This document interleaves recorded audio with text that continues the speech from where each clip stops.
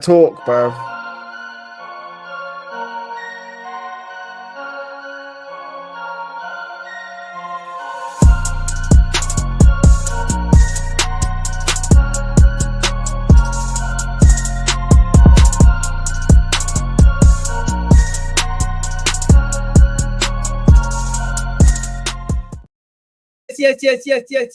Yes, people, what's going on? It's Eagle Talks Football. We're back again with another video. Do me a favor, please do hit that like button. Please do hit that subscribe button, and let's get this show started the right way. We got a lot to talk about. Manchester United went to Anfield and shocked Liverpool by getting a point, getting a draw. We did not expect that coming. Did anybody expect that coming? I know I didn't.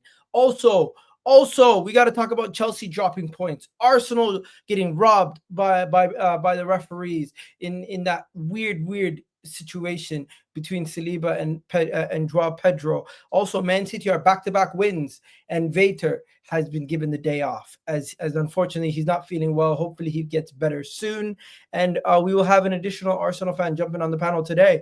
And also, Jay, Spurs keep on dropping points, this time to Newcastle, who I would say are categorically better than Tottenham. But you know, Jay, he's not going to say that. But before we go any further, do me a favor, let me add the panelists. We got Ahmed in the building, Chelsea fan, as you guys already know. We got Rack in the house, Liverpool fan. He is, I don't know why he's smiling. His team dropped points. And then we got M in the building, who was just saying he can't wait to speak to Rack before he walked away from the screen. Then he escaped. He's saying all teams drop points, only Arsenal are robbed. That makes sense. Yeah, I don't think anybody got a very controversial refereeing decision go against them, did they? I mean, we had a penalty that we could have gone to make it 2-1. So are we saying that? No, you know the thing is, I think that was more of a penalty than what Joao Pedro was given. So you know what I mean. So that's what I'm saying. Fair enough. If you want to say Chelsea were robbed also, but Chelsea weren't actually mentioned in the title because I don't think. A lot of people told me this is where Chelsea were supposed to be. Exactly. So that's why. Listen, I'm so comfortable right now, man. You know, you not see me doing anything crazy because you know. You know what? Let's talk about Chelsea first before we go any further, because the Man United Liverpool game is going to take up a lot of real estate. The Tottenham stuff is going to take some real estate up, and I know you're going to have to go within an hour. So talk to me. What do you think about the Chelsea game? And what was the score again? If I'm not mistaken, it was 1-1, right? 1-1. What was the score when the penalty shot happened? It was 1-0 Chelsea. 1-0 Chelsea. And run us through what happened, because I honestly I don't remember watching that part. You know what, man? Obviously, the penalty was. I feel like it's like a hard penalty, if I'm being honest. It was more so Neto had the ball, and then he got tackled by he got like a foul done or like a tackle done by Tariq Mitchell from behind. Pause, but that's what happened to him, innit? But listen, aside from that penalty, I felt like this game, the Crystal Palace Chelsea game, was very much carbon copy of the game that we played against them at home, where you know we had a lot of great chances in the first half. We were cooking and everything like that. But then what happened was we didn't take our chances to finish the game in the first half. And so what happens in the second half? They're rejuvenated. They feel like they can get something out of the game, and that's what literally happened. So I feel like that's the best way to put it. The way I said it in this game in particular was that the first half was down to the players. It was the attackers' fault. What happened for Chelsea in the first half was down to the attackers. In the second half, it was down to the manager, in my personal opinion, in terms of like getting the in-game management a bit more correct. So that's the best way I'd put this game. And you know, before the game, we spoke about the fact that Chelsea are starting to lose these kind of drop points in these kind of games. Is it that teams are starting to figure you out because it's a little bit deeper into the season, a little bit more of a sample size? Teams now know how you're going to play a little bit better.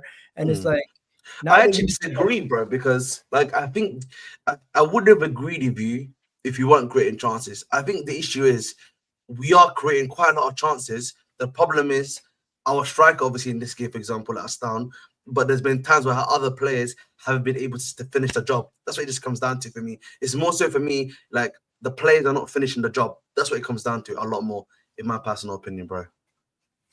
The transgression is happening. I hear Nicholas Jackson starting to get some heat again, which is a bit of a I mean, what he did in the first half was, no surprise. You know, it was crimes against football. But you know, the problem with the way, there was like, what's the sentence? You're not going to sentence the man to life, yeah, are you? Chelsea fans 21 never were years old. 100% behind him in the first place. Let's be honest. No, but no, that's not true because like I No, was happy.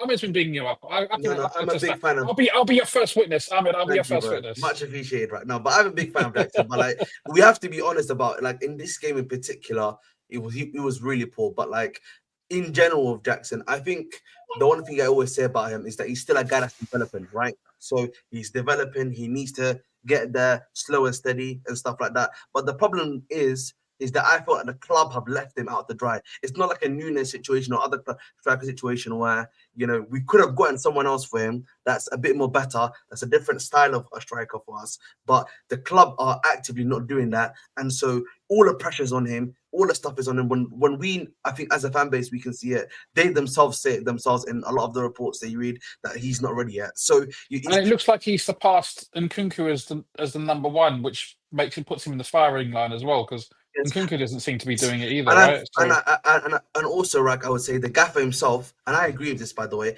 I feel like in the EPL more so, Nkunku really is a second striker for us. He's that number 10 second striker for us. And the thing is, the gaffer wants Palmer to play more and in that 10 role. And that's also causing more problems for me because I feel like Palmer, particularly in second halves now, is clearly fading, bro. That guy needs to get off the pitch because he's not 100% for me. Why are we not playing an Nkunku there, for example, in that 10 role, or Felix, as a substitution? I'm not even saying start them there. I just want you to sub him because like there should be like some level of acceptance of that happening too. But at the end of the day, you know, it's a little bit weird though, because I would. Obviously, you've got your second squad playing in the Conference League. But you know, fun fact, right? We don't have Conference League until March. You know that, right? We don't play Conference League until March now. So that's the other thing I would say. And in the Carabao Cup is gone now, but I guess FA Cup is going to be interesting to see whether he goes first team and tries to win the trophy from the get go, or whether he tries and mix up with the second team. Yeah, we've got a Morecambe upcoming, and then we've got a Bournemouth at home, which is a big game, I have to say. You know what the first thing that people do is when they look at Chelsea results, they see the result and then they're like, what minute was the first substitution? The 81st minute. Is that Maresca not trusting his squad? But that's what I went back to, Gal, where I was making the point that his in-game management hurt us there. Like Sancho, I feel sorry for Sancho because the guy that's actually meant to be helping him out there as a substitution is currently accused of doping, and so we're man down in that aspect in it. But like Sancho's was tired from the 60th minute. He didn't sub him then. Like Felix, tired. One second, I'm not gonna take that because you also have Neto who can play there. You have no. But are you saying wait? No. But you're not getting my point. But guys, please finish. I see something. No. But you have so much squad depth in your attack. No. We're not feeling sorry for you because of squad depth. No. You're not getting my point. Wait, I was giving him a little bit of like TV, but the point I'm trying to get at, let me finish. Yeah, you're bantering. Sancho, obviously. I don't know what he's doing to go. Wait. Listen, Sancho, obviously, as I spoke about, was really tired. Enzo and Caicedo, they're looking a bit more leggier now because they're playing consistently non-stop. Then, obviously, Neto, he wasn't working out so much towards us in the second half on that wing. We could have switched him out of there, brought on Madueke for a few in that half, and then Palmer wasn't working out as well. Play Nkunku there, and then play Felix in the number 9. Let me show you something, bro. Yeah. On the real. This is Chelsea's attacking squad depth. Yes. We're not including Palmer because he's a midfielder, basically. This right here, you have enough rotation. You have. But I hear your point. I hear your point, though. Yes, I hear your point. Felix, Neto, Sancho, Nani Madueke. You have 5 players who are quality that can play on the wing. You don't even need this guy. Then you have Jackson playing at the striker position, who can also be rotated with Nkunku or the thing is, listen, everything you're saying is correct. I was more so making a joke. That's the point, guys. Okay, the Mudrik one's a little bit of a cheeky joke. Ahmed, please, bro. I need you to be real on your team, bro. I'm being real on my team. What did I say that was not true? It's hard on Sancho because there's no one to take his position and he looked unfit. Is Sancho good enough? No. I would say Sancho was playing really well, but he was tired on the 60th minute. He should have been subbed. I'm talking about the manager not subbing him off. I've seen Chelsea fans saying Sancho's not good enough. Send him back to United. Well, I don't know who Send you're him back. speaking with. We'll take him back. I We'll don't take him know back. who you're speaking with, but Sancho's been, I think, a consistent. He's been a consistently player for standout. us. He's been a Yeah, he's standout been player when he consistent for us. starts. Yeah. I think the one thing, if you want to criticize Sancho for, he's been a bit more. He's sometimes a bit more gun shy. I need you to be also. It's great that you're playmaking for us, but I also need that that gunman out of you. Like sometimes can't decide and take a Sancho's shot. not a gunman, bro. Sancho's No. never been a gunman, but Two- he's a but, good you know, player yeah. when he's got other players around him that can link up. He's one of those players that can link up. Exactly. He needs other players for him to perform well. He got the assist in this game, so like I feel like us being critical of him is very, very, very unfair. He got the assist. Yeah, in and this I don't game. think blaming Yeah. Palmer for that game is doing you lot any favors. No, I disagree. I think for me, Palmer in the last few games, the way I'm gonna put it is that he's been getting us the goals. Credit to him. You know, he's been creating a few chances, but I feel like the term I'm going to use from Palmer is that I feel like he's meandering a lot. What I mean by that is that he's almost going through the motions. You know what I mean? He's sometimes he's losing the balls. He's losing the ball quite a few times. Sometimes there'll be like this passes that he does where he's not really looking at where the play is, or it's too telegraphed. Like there's been times where I feel like also like his energy levels haven't been there. And so when I see stuff like that, I'm looking at then the manager. I'm like, you can see this stuff is happening, bro. Let him get a rest. Maybe he's tired.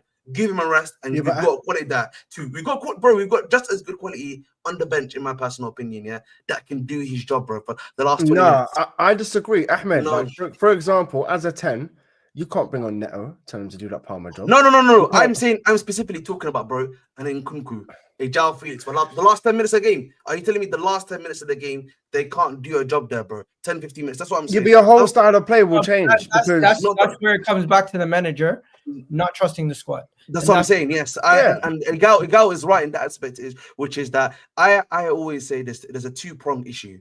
You know what I mean? If the manager does not trust the squad, does the guys on the bench, he should make that clear. Whoever's above him, and tell them clearly, these guys, I don't trust them. And bro, you just signed like 40, wait. 500 players. What? Now you're like, oh, I want to go and get. No. But listen, Marwan, yeah, I'm getting to a point. But then there's a second prong thing. You signed the contract, bigger man. You knew you had the players that were coming in, and you did the tick or the X here because they actually give you a say in transfer coming in at Chelsea. So it's also on you to be trusting your bench too. That's what I would say too. So it's a two-pronged thing. Egal, you're on mute, my brother. You're on mute, bro. We got 175 of you guys on Twitter. Come join us on YouTube. Egal Talks Football on YouTube. Come check us out over here. We got Rack with the background. You know what? I'm just gonna say this. Be careful with Maresca second half of the season. What we've seen at Leicester, that could happen. Rack looks too comfortable today. I'm always comfortable, man. We'll talk about it. He's got eating, new background, headphone. You never walk alone. You walked alone today, my friend. Cup of tea, man. We'll never walk alone. You know what? We're gonna get into that. A new background just for you, mate. We're gonna talk about that in a second. Do you guys have anything else to say about Chelsea before we move on? No. I'm not gonna lie to you guys. I think out of all the games this weekend, Chelsea kind of get away with the draw because. But you know what's surprising is that I don't obviously to say coming from a few weeks ago where Chelsea were riding higher. I feel like I'm not talking about Ahmed. I think Ahmed's probably one of the most level-headed Chelsea fans that I've come across, especially in these kind of like on YouTube and stuff. But I see some people just going mad, saying a few weeks ago we were complimenting, saying, "Look, some of these guys, the recruitment team took a lot of heat last season," and they said that a lot of these guys were failing, and then they actually started performing. A lot of these guys were coming good. 3 weeks later, they're like Paul Stewart and Paul Winstanley and whatever Stewart, get out of my club until these guys have gone. They're a cancer until they're gone. Then Chelsea aren't going to end up anywhere. I'm like, how can this shit change in 3 weeks? I haven't bought or sold anyone in that time. It's just. I agree. I agree with Brad. Bro. I agree with Brad because there's no way you signed 500 players in the summer and then now all of a sudden, some of these players, they're not like, we need to make the changes in the right times. Broski, your squad depth is the best in any team in this league. But then that's why I'm being critical. We don't feel sorry for you, Ahmed. We don't. No, don't need to feel sorry for me. That's fair enough. I'm just asking the gaffer, can he please make the changes when it's needed? You've got the guys there. That's all I'm saying, bro. Yeah. You know, yeah, that's all I'm asking. That's what So what you're basically asking, Ahmed, is like imagine wanting to build a house, yeah, yes. And you've bought all of the materials to build a house, yeah, but someone's left out some skirting boards. You're like, okay, bro, like, can you put the skirting boards on? What I'm saying is, you have everything that you need to compete, right? And you telling me, oh well, the manager didn't take off Sancho in this minute, and I just don't feel it the same because your squad depth is so good, and I just don't. You know what it is? It's basically third world problems versus like, bro. Yeah, Egal. Yes, bro. Like Declan Rice injured, Odegaard injured. That's a big issue. They're talking like I'm keeping the Kardashians, saying I didn't get my Starbucks. Like, yes, bro. Yes, you're starving, bro. Like, but you know what it is, man. You're out here starving. You're talking literally. But you know what? Madueke, like, how many wingers? You just went through there, 5 starting players. Like, bro, you had one player gone for dopamine issues. Guess what? You still don't miss him because your team is still that good. No, but the thing is, they're going to win the cup. If they don't get top 4, though, no, I think Chelsea will get top 4. If they don't get top 4, it's on Maresca. Because Maresca... but beyond that, if they don't get top 4, it's financially it's massive. They're missing out £100 million worth, potential £100 million worth of revenue.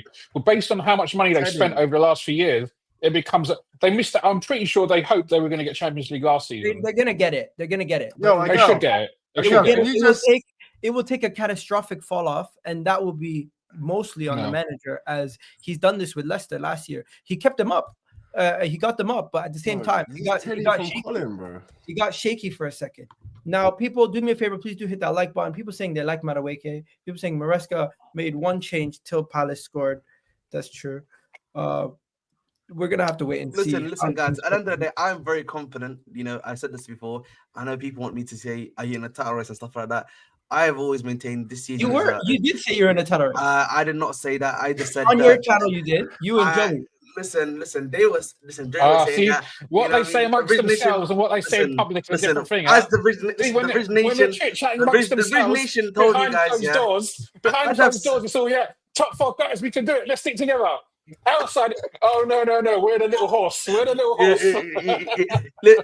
Listen, you know what they say. Listen, you guys know what I've been saying on the show consistently, which is that my aim this season is top 4 and progression. Right, I think so far, obviously the last 4 games, we've been in a bit of more of a meandering form, but at the end of the day, we've still got another 19 games coming up. I think January, I don't really think there's going to be any signings coming in for Chelsea, but big up, bro. Oh my guy, big up. Big up, bro. Oh man, no, a gal, there's someone who's following you. He's a Chelsea fan called Ilyas Teddy. We used to play football together on like a high level, a very, very high level. And I'm surprised he actually watches. He's a Chelsea fan. I'm surprised he watches you. Yeah, it's my first Chelsea fan, man. Big up, bro. Big up, man. Big up Ilyas each and every time, man. Big up. He's probably here for Ahmed too. Shout out. Yeah. We used to play football at a high level, man. We traveled France. We traveled. I think we went Morocco together as well. Casablanca. Oh, what team were you on? Me? Oh, so I represented Chelsea Football Club, which Teddy can tell you since he's here. Ilyas, he can tell you. So we represented Chelsea Football Club as like the best Chelsea team within the borough, and then we was able to represent Chelsea Football Club. We went to France. We stayed in Cannes. Ilyas, if I'm lying, tell me. But we played against Cannes. So you're in Chelsea's academy. You're a Cobham graduate. Bro, Chelsea's academy. Not only that, Arsenal. I worked for Arsenal. Ilyas, Hassan Brighton. Do you remember Hassan Brighton in Morocco? What? Yeah, Teddy. What in the name of lies that we tell women in 19? You were in Chelsea. You were in Chelsea's academy. You were in Arsenal's academy. Yeah. And you became a United fan. No, I was a United fan before I went to Damn, man, he's not. No, he's laughing. He knows. Ilyas knows. Look, tell these guys, Ilyas, bro. He's the reverse. He's the reverse Ravel Morrison. Right, Ilyas was a good centre back. You know, John Terry, your centre back. Ilyas, tell these man, bro. Guys, since Jay has joined, welcome Jay. Hope you're doing well. We're gonna ambush you right away with your team. We're gonna ambush you straight with your team, and we need to talk to you about Spurs. What's going on, bro? What's going on? every mean, week, bro? every Hey, week. hey, bro. Go on, Elias's. Hey, girl, big up my guy. You four smashed it. Marshall won a baller. I'm vouching for him. Marshall, Yeah. hey, bro, chat to Okay, me, bro. I ain't seen this guy in about 10 years, bro. Hey, trust me. I guess we know that whatever super chat he sends It over. was like Friends Reunited this stream. Yeah, we're yeah. ballers. The super chat is bro. bribery We're services ballers. rendered. We're ballers. And 10 losses, by the way, Jay, bro. You know what I mean? 10 losses in 20 games, bro. Hey, That's ridiculous, bro. I can't lie to you, bro. Are you still back in Enge? What's going on? Of course, man. If anything, the last 2 games have made me back in more. Like, That's ugly for life. What?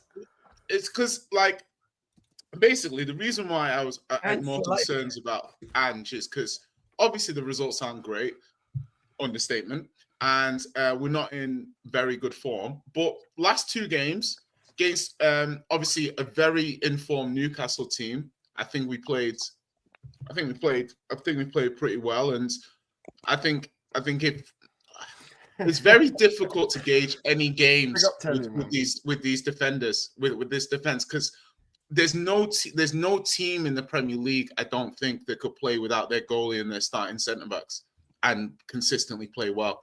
Like I just don't think there's a team that can do that, really, and that's not an excuse for the results, but sounds like one. It's context, bro. It's context. I mean, like, but when we played Newcastle, it wasn't a problem when you played us, though, innit? Bro, you're terrible, though. No, it wasn't a problem when you played us, where he's saving shots with his feet. It wasn't a problem. No, but what I'm trying to say is when we've got, so against, for example, Newcastle, no Vicario, no Doggy, no Van der Ven, no Romero, and then obviously Dragusin came off at halftime. And then obviously no Ben Davies and stuff. So it's like no team could play without 70% of their defense, 75% of their defense, and be like, I saw Arsenal fans crying when Saliba when Saliba got injured. Yeah, they put that one player down as the reason why their results fell off a cliff. Yeah, if I was to say to Arsenal, holding was terrible. No, because okay, so if I was to say to you right now, okay, play the next 5 games. Gray, the defensive colossus. Bro, I'm just saying, say to Arsenal, play the next 5 games without Raya, Gabriel, and Saliba. All 5 games without all 3 of them. Yeah, how many wins are you getting? I promise you, it wouldn't be 5 out of 5. I agree there. But the thing is, people are not speaking about Tottenham's defense in the sense of, oh, your injuries. We understand you have injuries in your defense, and we understand that, right? So losing to Newcastle is somewhat understandable. Yeah. Drawing to Wolves, yeah.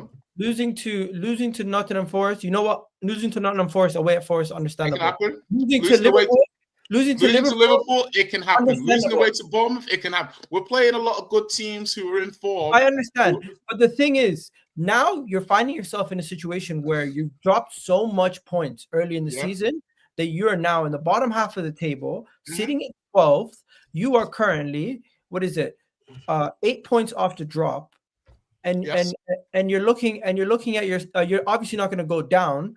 But your season, in order for it to turn around, you need your defenders back. You need your goalkeeper back.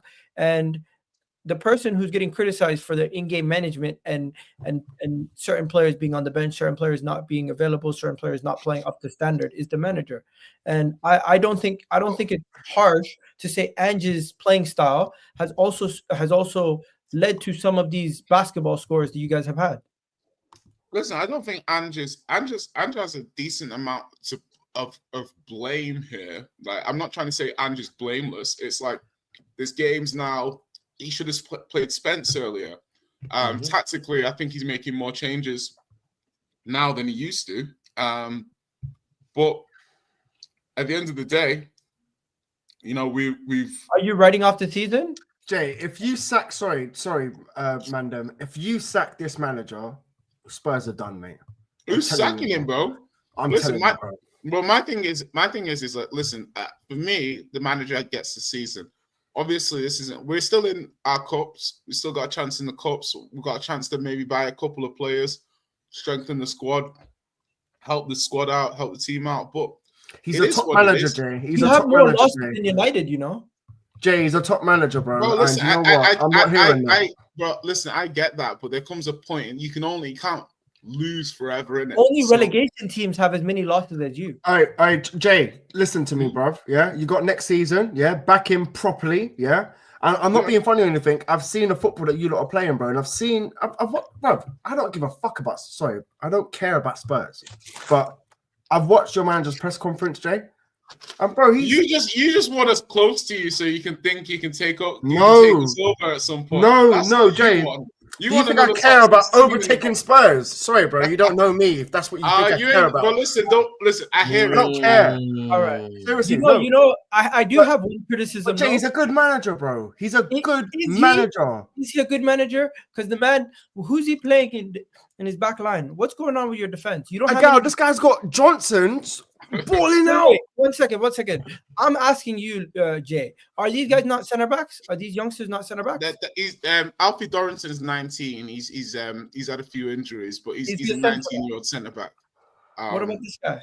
He's Malachi Hardy. He's an 18-year-old left back.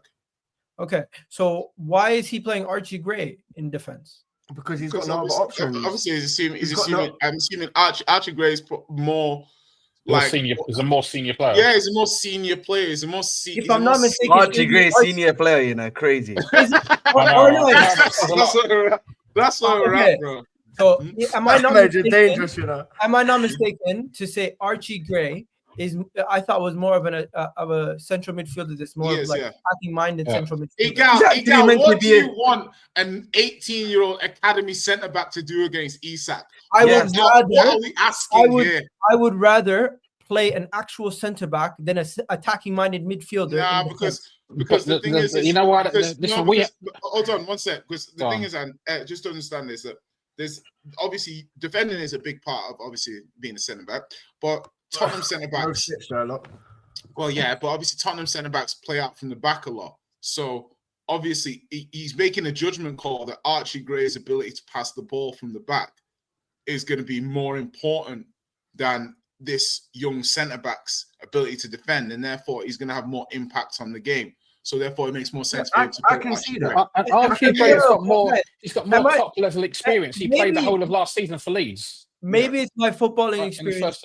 I've not seen too many attacking midfielders being moved into a centre back position. He's a defensive midfielder. Injury crisis. I thought Archie Gray was more of an attacking midfielder. So, no, the thing is. I understand it's kind of easy to say, but the season where we had Van Dijk, Gomez, and Matip out, right? Exactly. Fabinho and Henderson were playing centre back. So what happened was, first of all, we dropped Fabinho back. We played Fabinho as a centre back, right? And then Fabinho got injured. So then we dropped Henderson to centre back. He got injured. So we lost Fabinho, Henderson, Van Dijk, Matip, and Gomez. Right. So we've done the same thing with Man United. But the reason why we put Henderson and Matip, because the alternative was to put a 17-year-old unknown player who was playing at some third division team the season before. Okay, so to challenge that,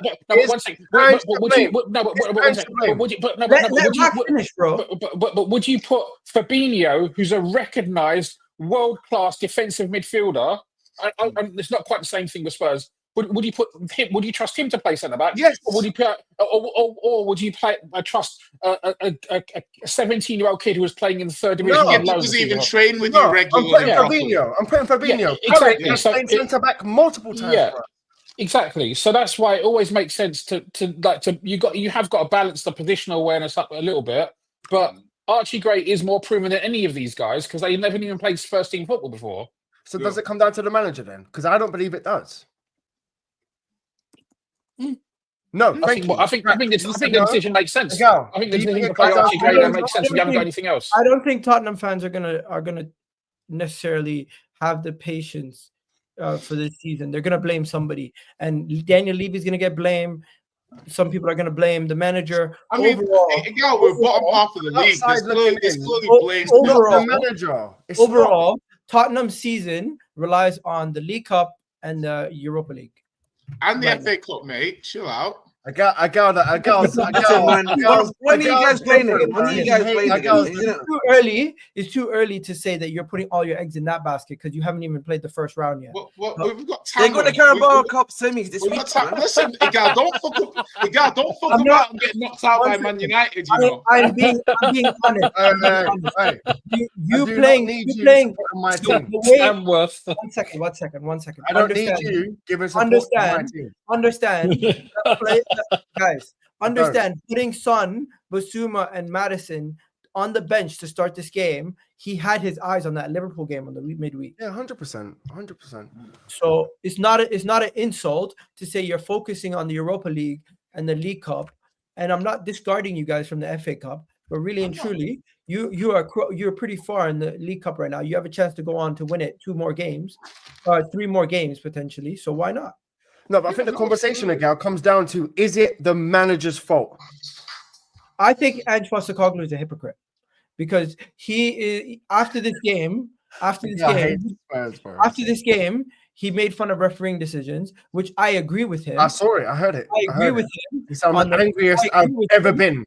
That it is a handball and it shouldn't have been given as a goal. But at the same time, the messenger is the same guy who said, well, I don't want to talk about refereeing decisions. I'm sick and tired of talking about refereeing decisions. Well, what do you expect from a manager, bro? The guy who said, at some point, we just have to accept refereeing decisions. Sometimes they go your way, sometimes they don't. And now what should he do? Yeah, Ravens. Who's playing music, please? I was about to say, listen to that house. No, but what should he do? Should he? If he said sometimes you have to accept refereeing, that's what you have to do. Well, I mean, no. Now he's coming out and saying, well, if the game was refereed fairly and things were all fair. Bro, listen. Let's be honest. Yeah, I saw that. Let's be honest. That first goal was ridiculous. Yeah, it was ridiculous. And when you're in the mud and you need that break, you need that little bit of luck for that to go against you. That would actually kettle demoralizing. Yeah, of course. And obviously that changed the game. Because Spurs needed a few minutes in front, and Newcastle have just cancelled our lead out straight away. So that changed again, and I think the manager's saying, and it was 100% handball. I think to me, the manager's having to go to the referee because the referee's not made a decision. The referee knows that's handball, yeah, and he's deferred to VAR. So basically, what the ref's saying is, "Hey, I'm not going to make this decision. I'll let VAR make the decision." Do you know what I mean? I'll just play on. And the manager's annoyed about that. But, I think that a lot of the time, I think we've held our tongue quite well. We've had some pretty bad decisions this season. I think this, to me, in the context of the game. And you've held your tongue. Sorry, bro. Sorry, Gal, I'm so sorry. Did you just say I've held my tongue? Yeah, I never talk about referees. You've never heard me talk about referees. Hey, Carabao Cup, yeah, that corner, yeah, should have been a foul. Right, okay, but I'm not. You're talking about that, not me. You're talking about referees. I'm against me, not you. But if I make into this, if I make into the fray, if you don't mind me saying. Please do. Guy grows a mustache and says, can Jay finish his point? And then I make it go? Yeah, so you go. You have anyone with a mustache as fabulous as that is allowed to go first. Well, thank you very much. But he's all three of you like, which one of our mustaches? They're all fabulous. Please be specific. Well, I'm still thinking about you saying refereeing decisions have gone against us, but we don't complain. We don't complain, bro. We don't complain. I'm a big fan of just being like, what will be, will be. Like, but it's not a coincidence. Spurs are the reason. Spurs are the reason. My lord. No, I'm just saying Spurs are the reason that the actual in primary school days, in assembly. Guys, hold on, but just to make the point, yeah. Hold on, I'm gonna back you here. You don't usually come on screen. Yeah, and also like just from a team point of view, the whole reason handballs are the way it happened against Spurs. Like, so Spurs are a team that on 2/3 separate occasions handball decisions have happened and they've changed the rules after them. So I've seen it happen when Spurs played Sheffield United, when Spurs played Fulham, when Spurs played Liverpool in the Champions League.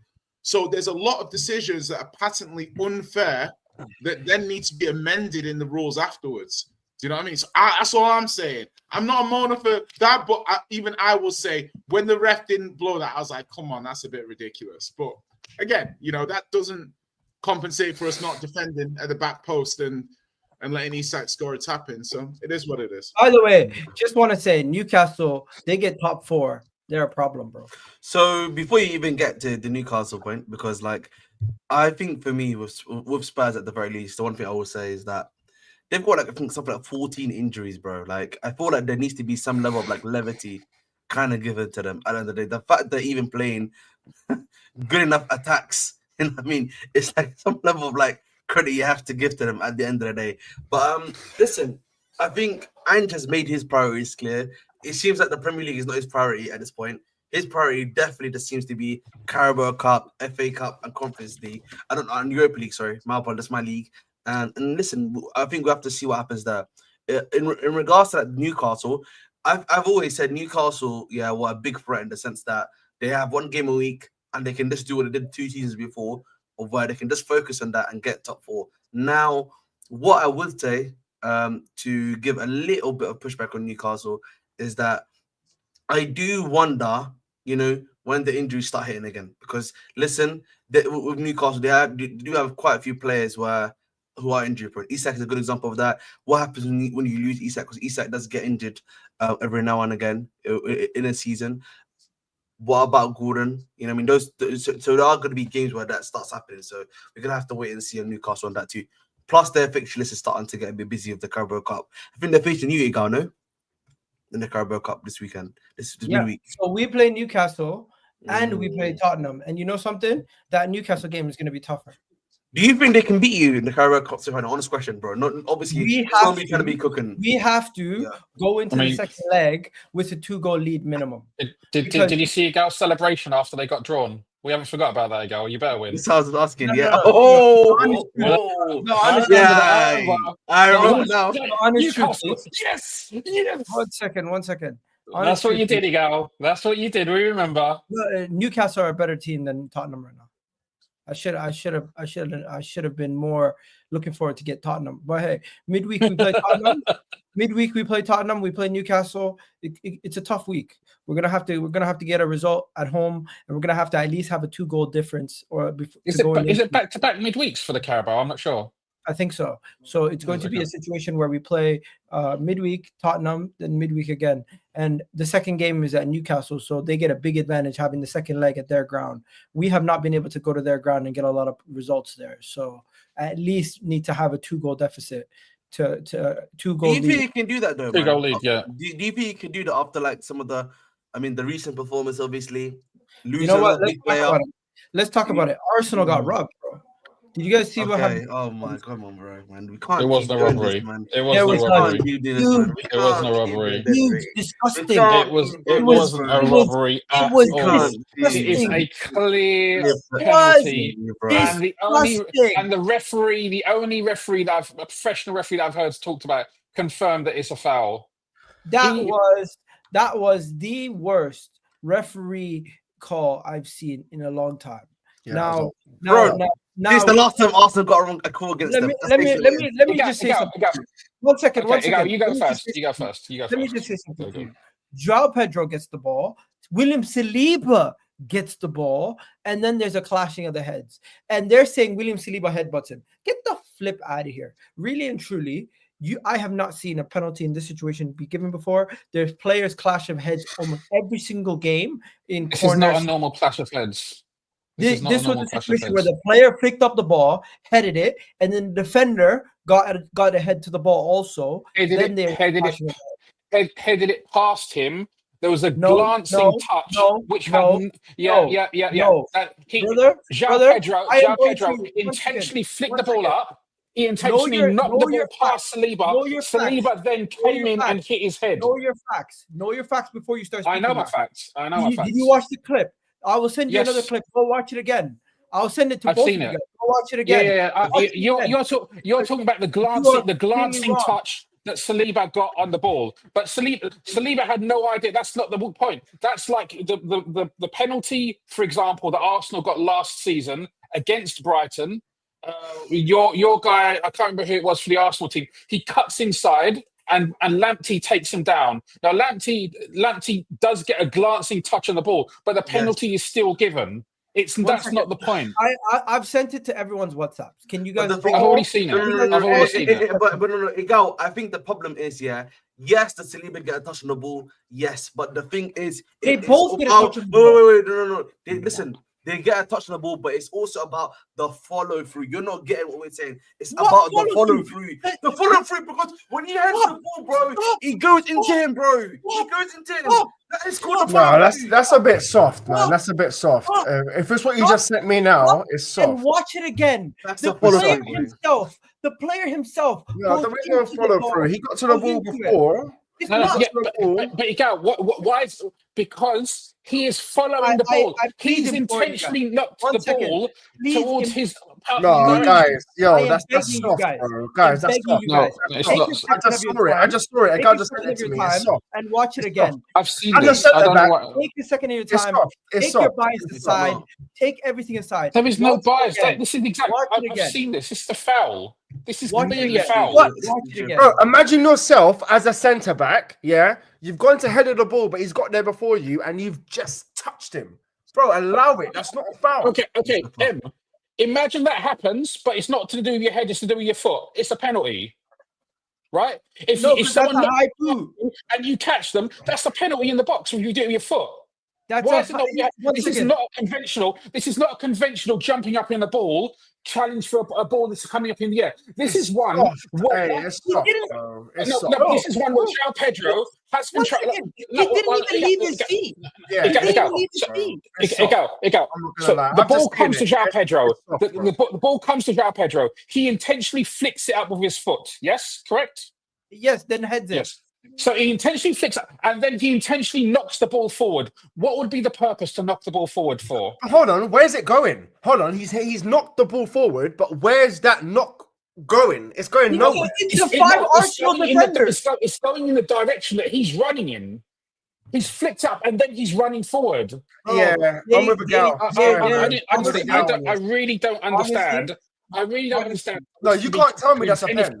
You can't tell me that's a pen. I don't understand how anyone can construe anything. The only professional referee that I've heard comment on it has said it was a penalty. It's soft, bro. It's fucking soft. I can see it. It may be soft, but ultimately he's taken control of the ball. He's knocked it forward. Saliba has then taken. Where's it going? It's not going nowhere. It's going into the path that he's running in. He's running he flicks up, knocks it forward. He doesn't just knock it into some direction. Yeah, he took a touch with his head, and then Saliba came in with a might have touched him. Okay. But even then, where's that touch going? Watch the video that Igal just said. Look, you can see he knocks it. I'm watching that. That's what you just said me. That's literally what I'm going off. Okay, but where is João Pedro going? Is he moving towards the ball? The video that I'm watching, he took a touch. But Rice is getting there. Rice is right there, bro. Before the ball even lands, Rice is there. Regardless what Rice does, it's a controversial decision because one, you don't see was that a penalty? Number two, because things are very rare. But that's not a reason. Okay, but number one, that's not a reason. Because you don't see it happen, it doesn't mean anything. If a penalty is a penalty. Players come together all the time, and this is not a standard coming together. This is not a standard coming together. This is a coming together. You don't see. It's not coming together. You don't see. He's taking it past the player. You don't see penalties. I'm saying that, right? You don't see penalties when he takes headers. Sorry, I don't want to. But the only reason I'm saying that, bro, is because he's took a touch, and the center he's playing back to goal. Centre back's coming. He took a header to try and take it away from him, but you can see other Arsenal players around him before the ball even lands. You're not going nowhere, my bro. It's ultimately, I don't think it's a penalty because João Pedro Joao Pedro, yes, he gets contact on the ball, but William Saliba also gets contact on the ball. He's not completely off the ground, left his foot out of control, jumping into a diving header. Man, literally just tapping, trying to get the ball away like that. Yeah. It's soft. It's not a thing where he's barging through the head, jumping into the air, headbutting in your stream, in your post-match stream yesterday with Dio asked you a question. He said, What? if this happened in the opposite direction, what would you say? And what was your response? Well, honestly, if I've seen it happen, on the stream yesterday, you didn't say anything. No, man, can you not see this? Can you not see this?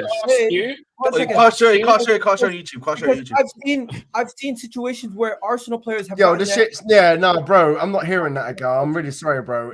That's definitely not a foul. I can see it now because you had Rice coming in, and even that Saliba touch did not look like it was enough. Bro, I hate Arsenal. So, bro, you lot banter me as much as you want, but I'm just giving you my opinion. That for me, you know what? You know what? Yeah.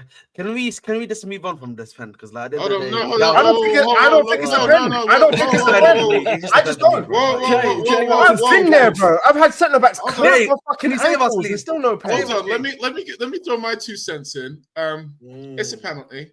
Yeah, like it's a penalty for this reason, Gal. And the reason why I'm gonna say it's a penalty for you, and I think one is when Joao Pedro takes the touch, he's taken the touch and it's gone past Saliba. Yeah, Saliba then headbutts him essentially. Now the fact listen, it's like a back pass. Did you watch the clip that I sent you? He clearly hasn't. Let's not let people talk on this show or something. Like, bro, that touch went into Declan Rice's foot. Bro, listen, it's got nothing to do with Declan Rice's foot. What I'm trying to say to you is, like, so when you've got a situation like that, it's like the pass back rule. Yeah, you have to deliberately pass the ball back. Yeah, if the ball went off Saliba's head, it's not because Saliba played it. It's because the ball went past his head. And for you, Igal, when you went to play Brighton and Jesus got a penalty last year, yeah, when Lamptey slid in. When Lamptey slid in and he got some of the ball, but he took the man, it was a penalty. When you played West Ham, that's different. And that's different. Fabianski, I remember that, James. And Fabianski punched Gabriel. Yeah, was it not a penalty? No, but that's different. Fabianski punched Gabriel and you got a penalty. Did you not? No, but that's different to this scenario. Why? No, it's only different because players can't use their hands. Yeah. No, it's different because that header, which my man took away from Saliba, when you look at the players, unless it was a one-on-one after that header, cool penalty. You know what I would say? No, for me, bro. For me, it is. Was it a penalty? You can make chaos in the box. Should it have been a penalty on Anthony Gordon in the same day? Anthony Gordon didn't get. I think if they give a penalty for that, we have no complaints. Yeah, it can be given. And I think Chelsea could have been given a penalty. I think there was 3 penalty shots on that day. 2 of them were not given. The one that was given was the most outrageous one of them all. Not really, Igal. Decisions get decisions and you don't get decisions. You know what? What about the Man United Liverpool? What about the Man United Liverpool penalty? We're going to talk about the Liverpool Man United game in a second, but before we do that, penalty. I don't think that was a penalty. I just want to finish off this point. Arsenal did not have the best all-around game. Ethan showed up in the first half. Our players showed up in the first half. Second half, we couldn't get ourselves a goal. At the end of the day, yes, there was a refereeing decision that went against us. I don't think Brighton were ever going to score in that game. They didn't look like they were going to score. But at the end of the day, we didn't get the second goal. So fair enough. They got it's a draw. I think Brighton were going to score. I think Brighton were going to score in that game. I didn't see it. I didn't see what they would.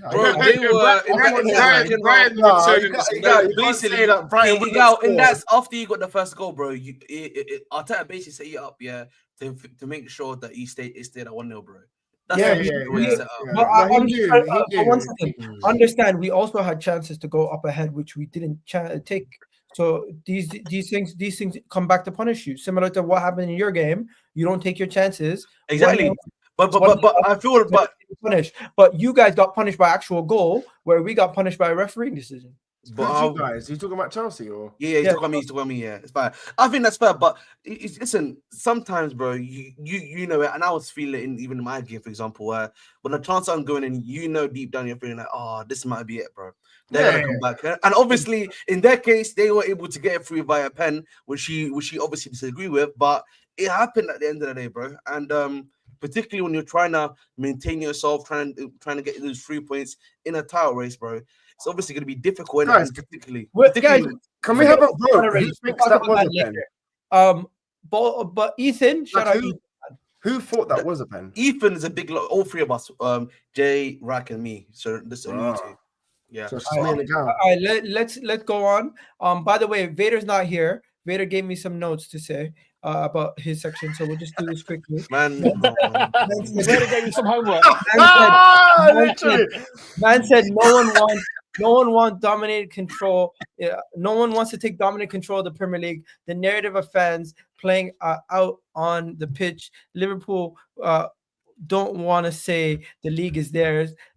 I literally said it.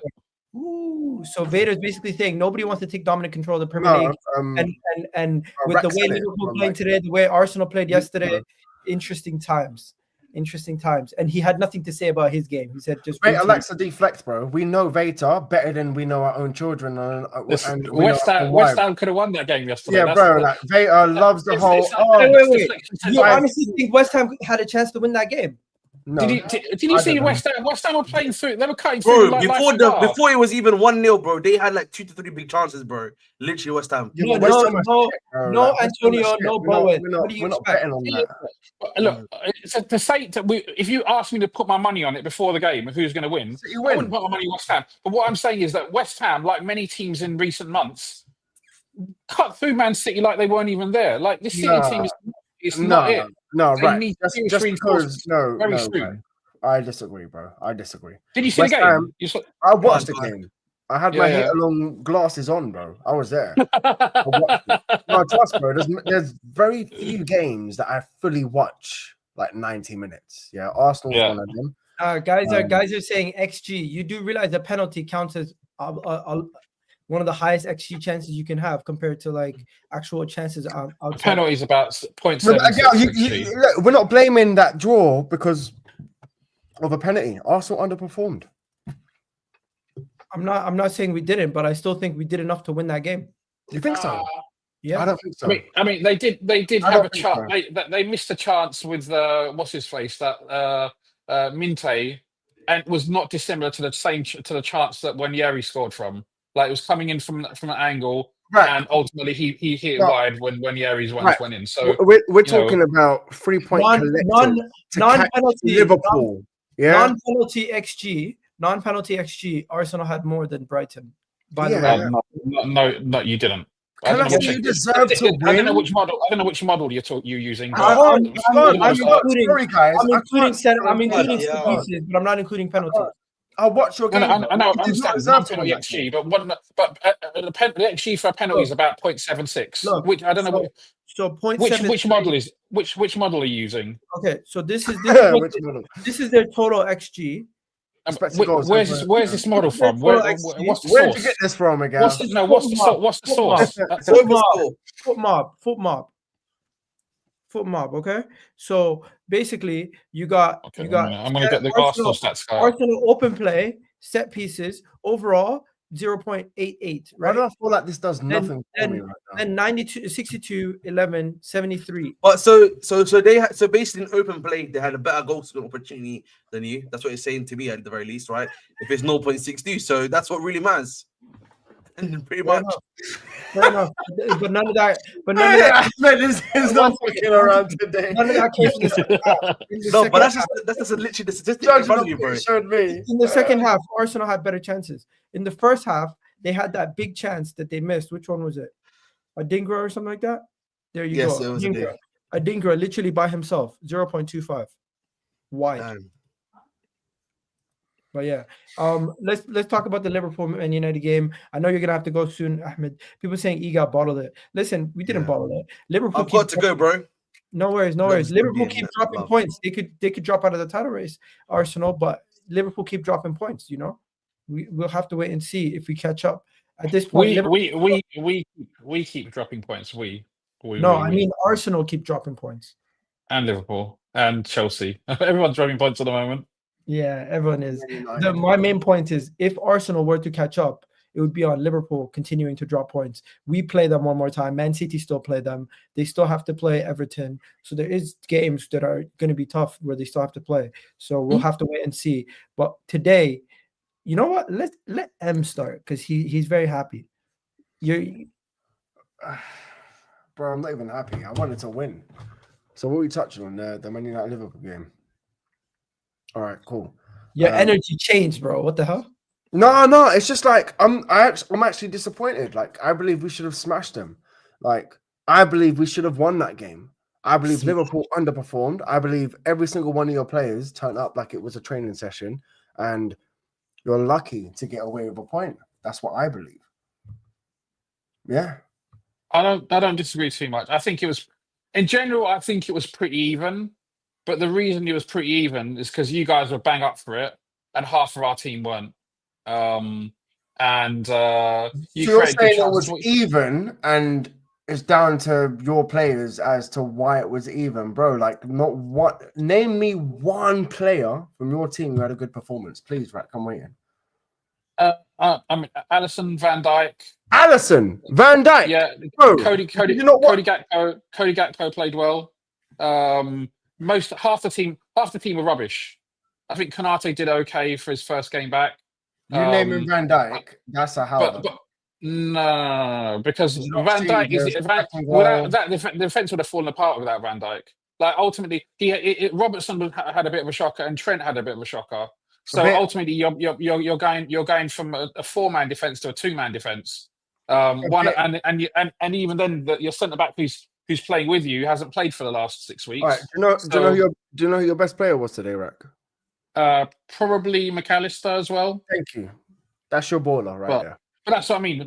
We had like 4 or 5 players who played well, and we had the rest of them didn't really show up. 4 or 5 play. Okay, Trent.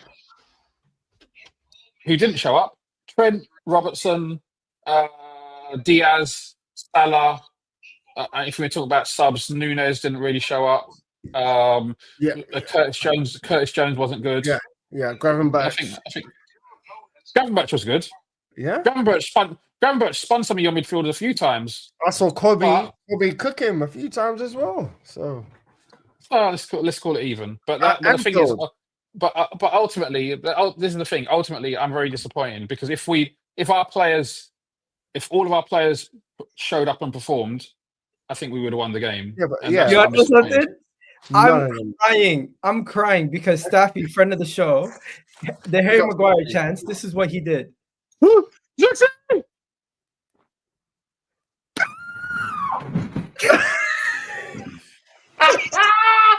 Oh, big up. No, bro, I done the same. You have no idea, bro. When I watched that, I slammed my phone down. I'm surprised I didn't smash it into 5 pieces. I was there. Wallahi, Aki, I was there, bro. When I watched that, my wife come in, she goes, babe, I went nuts, bro. I stood up, I was like, fucking get it. Hey, bro, you have no idea, bro. Everything, yeah. You could have won it at the end. Bro, to have our centre back, like, Rack, like, I know, like, Rongo. Couldn't have fallen to a nicer guy. No, but it suits you well, innit? Rongo and Strong, top of the league. But, bro, like, you need to talk about some of your players, bro, and, look, ultimately, it's bad, right? It's bad. I saw Bruno, the best game I've ever seen of Bruno. Bruno was excellent. Trent. Oh yeah, bro. This guy. Bruno plays like this all the time. By the way, like as in like people. I honestly feel like Bruno is overhated at this point. But stop that, bro. Stop, bro. Don't listen. Mo, you talk about. Did we let you finish your point? Go on. He's just saying Bruno was played well, but go on, mate. This guy's trying to pick up Bruno. You're always cussing out Bruno when I watch that. Guys. Rack never got to finish his point. I think that was more or less it. Ultimately, Man United played very well, so I can't hate. I can hate on Man United, but I can't hate on the performance. They deserved a point. What? I We wouldn't say deserve that. to win. We deserve to win. I don't know. In general, I thought the game was pretty even. What, that I think, Hoyland one-on-one, you had to get a penalty for Salah to yeah, score, which yeah. was. I mean, it was a legit penalty though. I'm It was a legit penalty. I mean, if you I'm going mad right now, bro. At Anfield, if you are come you out, mad? if you're jumping out and your arm's like this and the ball hits it, it's a penalty, right? No, it What do you wasn't want me to jumping do? out. But where was that ball going? It was going nowhere. You got a Doesn't matter. pen. It's- Salah scored. Yeah, but Okay, before that, you was but nothing. M, was it a pen? Was Bro. it by the laws of the game? It's a pen, right? No, it's not. Okay, so let's move on to the next point. There's No. nothing All right, the next about point, that. hey, bro. The next point. The Forget Trent. Forget the pen. The next point is, Bro, did you lot get smoked at home or not? I mean, we didn't get smoked. We didn't lose. Yeah, but no, bro. Like, You I play, mean, you played you well. had to have a penalty and to we save did- your and soul. we- Hey, a penalty from Allah. my the one and only, soul, saved your soul, my bro. soul Wallah. my soul is fully intact, and I can attest to that. I'm willing to swear. I'm willing to swear on the Bible, the Quran, well, whatever you want me to swear on. I'm willing to swear on it. The You got Constitution of the saved, United bro. States of America. Wallah, bro. Allah sent you a message today, bro. You got saved, bro, because you should have got smoked, bro. There was a Hoyland one-on-one. Wallah, he should have put it top in. Like, he should have I just... mean, that's At your striker. Anfield as well. What can I say? At Anfield. No, bro, Listen. I know you got away with it, bro. You got away with it. And you know what, Rack? I would appreciate if you was to be like, you know what? We got away with one today, boys. But you're not. You No, come but out there no, and never but- walk alone as your back. But drop. I think the thing is, I'm giving you credit. I think you guys played a really good game. I'm most disappointed that we didn't play up to our potential. Yeah, Trent And got then- smoked. okay. Hey, where's Gravenberch? No, you keep bro? saying- Where's keep saying Robinson? Trent. Where's Trent got Robinson, smoked, bro? That's fine. Yeah, Hey, I'm Amad Diallo, bro. I am acknowledging. I'm confirming that I agree with you. Trent got smoked. Why do you keep going back to the same point? All right, We Robinson. can Robinson tick with that one Ahmad. off. That one's off the list. All right, forget Trent. Okay, Robertson also got smoked. Tick. Okay. That's all I wanted to hear. Ahmad, Robinson. Konate was a bit. I think Trent was the main big. I'm not going problem. to pick on Konate too much. The Yeah, I first game think back Trent- after 6 I think- weeks. I think So- Trent was a big. I think problem. Konate was struggling towards the end of the game. You could tell he hadn't played for a few weeks. And Bringing on Nunes as well. Like, should we talk about that? I mean, All right, so can I Nunes- say my point? Can I say my point? Nunes is garbage. Nunes is garbage. I got so. some points. I So got some Nunes points. is garbage. I give up. Yeah, not just this game. Just in general, Nunes is garbage. Like, Yeah, we there's know nothing that. more to say. First of all, Martinez's finish, what a finish. Second of all, the play for you guys to play in that weather and for no one to get injured, it's a blessing. You got to give everyone theirs, right? Number two, Bruno Fernandes, man of the match performance. Give it to him. Shout out to him. He played well. Agate. If you watch the game, don't take credit away from Bruno. Bruno was the best player. on the pitch. Agate was Let me everywhere. finish. Bruno had a good game. Ogate's You're right. new signing hype. Bruno was the best player on the pitch. Manchester United played well. Ruben Amorim exposed one thing that teams can do. Just go down the right hand flank. Trent was getting ripped majority of the game, and Trent had himself a bad game. Not usually does he have a bad game defensively. This season he's been good defensively. This was probably one of his worst performances. After the game, they said after the game they were talking about Trent going to Real Madrid. Man said Tranmere Rover wouldn't take him, and then Tranmere Rover made it. I just got sent that. Did you see Roy Keane? Yeah. And then man said Tranmere Rover wouldn't take him. And I then said Roy Keane said, "Bro, hey, Tranmere Rover wouldn't even take him." also the penalty was soft but fair. I think it's fair if it didn't get deflected. If it didn't get deflected, it's fair. But it looked like it got Bruno deflected. was really good. Credit to him. Big up. Yeah, big up, man. Big up CFC Steve. I agree. Also, Ahmad is a big game player. We got to give Ahmad some credit. He's a big game player. Mo Salah, it's credit to it looked like Liverpool were giving Mo Salah a goodbye message. Manchester United were giving Mo Salah a goodbye message with the jerseys being Egyptian flags on them. Did you guys notice that? The Egyptian flag. Oh, hey, we covered this on the other show, bro. Like, and taking pictures in pajamas under a Christmas tree as a Muslim doesn't end well for a lot of people, bro. So Hey, long may it continue, bro. I don't give a fuck, I bro. don't know what you're talking about. I'm talking about Man United's jerseys look like Egyptian flags. Did you notice that? No. Your whole, I don't even want to go into what I was talking your about. third kit looks like an Egyptian flag. Our third kit. You didn't notice What, that? the black and white, the black and white one. Red, white, and black. That's Egyptian colors. Is it? Yeah. Oh well, I've got the kit, but I'm not even focusing on that. I'll be real. No one noticed it. I'm not even focusing on that. I'm focusing on Mohamed Salah taking Christmas tree pictures. 1 second. Under the Christmas tree as a Muslim, and nobody noticed that this looks like the Egyptian flag. I got that kit. I got it right here. Yeah, homage to the owner, I guess. But yeah, no. We're gonna give our owners are Lihoudi, if you understand. Nah, I mean, I'm making a joke about Mo Salah being your owner. Anyways, long story short, that didn't land. That didn't land. Okay, I just got it now. No, I think Salah's in trouble, bro. I think Salah. At the end of the game, Liverpool were at home. They were pushing for a winner. They couldn't really break you guys down, and you guys had some of the better chances at the end of the game. I gotta give it to you. And good game overall. But now let's hear from Jay before we wrap up the Man United Liverpool section. Yeah, I thought United played really well. First 20 minutes, I thought it was going to be a long day, but like they just got into. I think a lot of United players played well today. I think for me, probably Bruno, Ugarte, and Maguire were like the standouts. Where I was like, oh wow, these guys are having a good game. Yeah, look at the smile on my face when you speak, mate. Yeah. But the overall, I feel like both teams will go away from this thinking they could have won or should have won this game. I think at 2-1, Liverpool can't be letting United get back into the game, especially remembering what happened last season in the FA Cup and the league.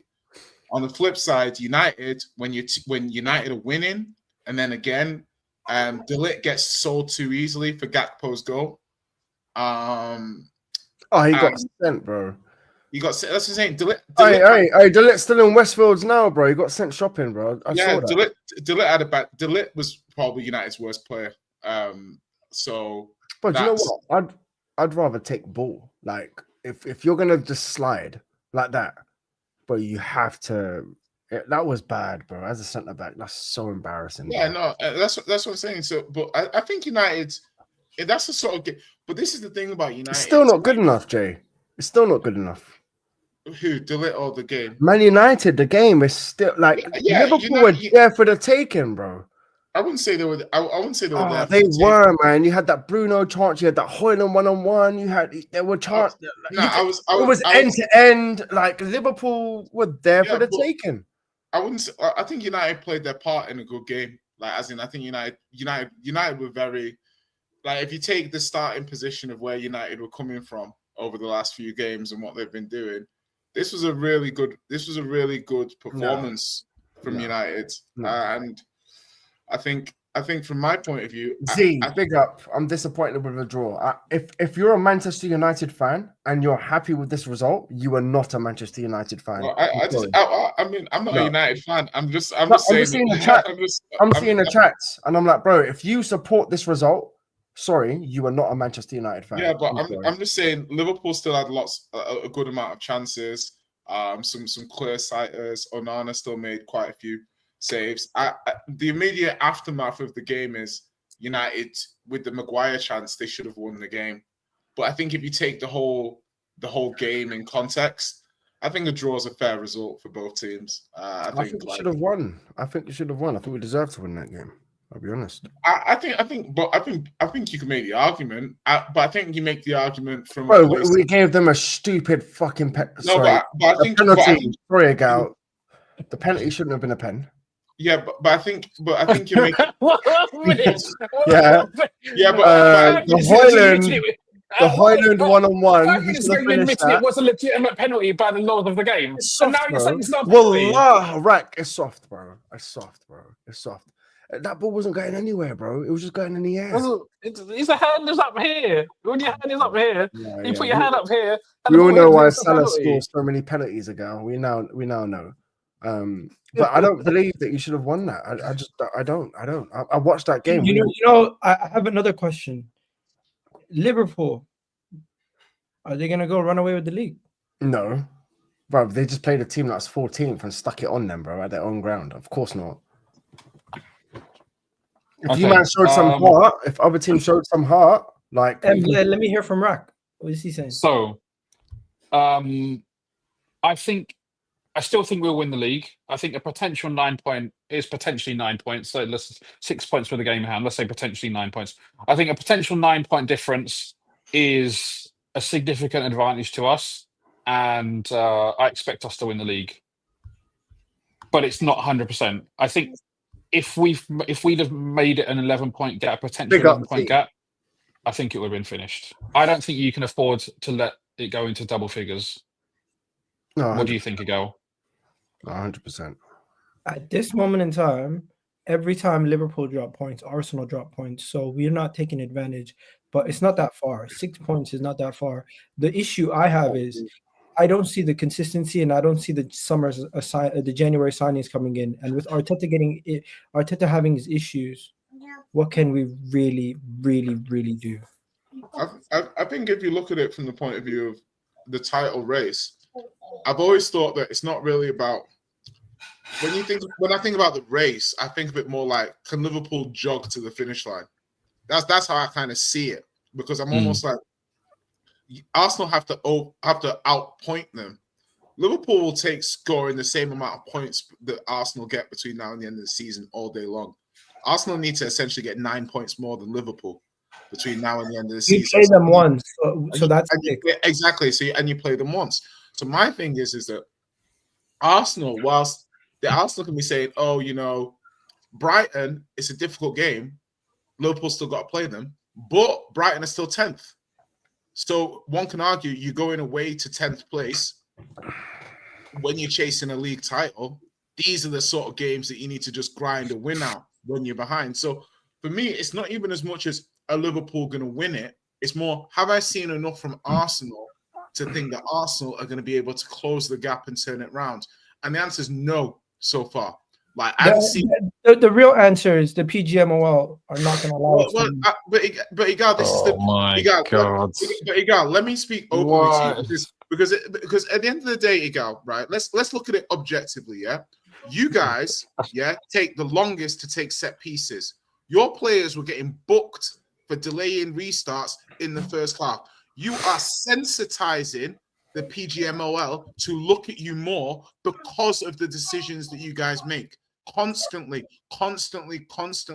Yeah, it's you can't when I've seen you guys complain about, don't you dare complain about Newcastle time wasting midweek. Yeah, because I know Arsenal fans are going to, because at the end of the day, you've just got to look at it like this. Yeah, if you want to make this boogeyman, this straw man boogeyman, and make it the reason why you don't win the league, cool.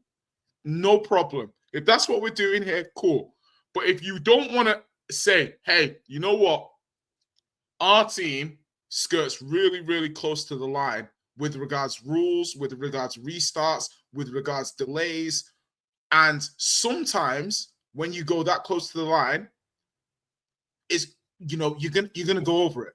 So, if you fly too close to the sun, Icarus. If you fly too so and the wings burn and the wax and you fly, that's all. To me, yes, I won't deny that I do watch Arsenal and I see a lot of first time I see this guy kicking the ball away. First time I see I see it the first time. But I don't see other teams constantly put themselves in those situations. Hold up, wait a minute. Something ain't right, bro. I'm just saying, for example, the Trossard one. Arsenal fans will always have plausible deniability. To me, you can get a book for dissent, or you can get a booking for kicking the ball away. Either one, either one. You booted the ball 40. Oh, Martinelli Fugazi in the. Do you see what I mean? Like, to you guys, you're like, oh my God, stop it. Get some help. Me, Igal, I have a No, to me, question. you're like, stop it. I'm like, okay, well, maybe your players need to take some responsibility for putting themselves in these positions. Oh, God, please, no! No! No! No! So somebody's discovered memes, but go on. No relation to what Hey, do you know, they have no relation. Do you know what I mean? It's just, Igal, do you think the reason you're not top of the league is because of the PGMOL, or is it because you've not been good enough? 1 second. We've dropped points against 2 points versus we've dropped 4 points versus Brighton due to referee decisions, 3 points because of a red card versus Bournemouth, 2 points because of the Man City.